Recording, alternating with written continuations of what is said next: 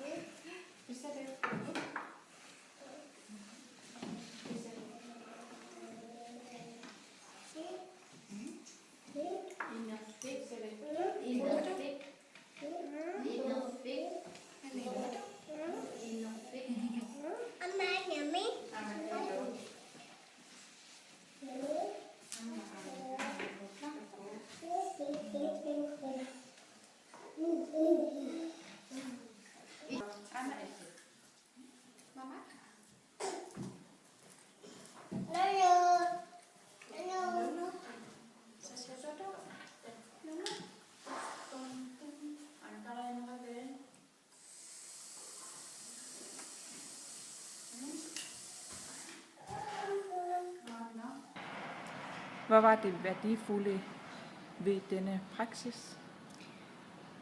Det værdifulde var at vise, hvordan et måltid kan bruges til at skabe en god dialog, både mellem børnene, men også mellem pædagogen og barnet.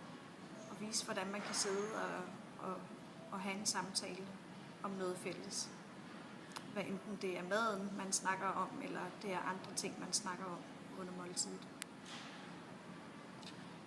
Er der noget, der har... Nej. Hvor var det svære? Det svære er det med at have en samtale og fastholde en samtale med børnene, fordi at jeg ikke taler samme sprog. Og fordi det hurtigt bliver lidt kunstigt, når der kommer kamera på. Børnene sidder måske og kigger på kameraet, og jeg er meget fokuseret på, at kameraet er der. Og glemmer helt, hvor højt jeg skal tale, og ja, glemmer at tage det naturligt. Har du noget gode råd til næste gang? Det gode råd er, at jeg egentlig vil fokusere på det her med selvhjulpenhed, hvordan de selv kan smøre deres mad, og måske selv hælde mælk op. Men måltidet var ligesom forberedt af mine kollegaer, inden jeg trådte ind, og så havde jeg ikke fortalt dem, at måske var det, jeg ville have fokus på. Så det kan måske blive næste gang.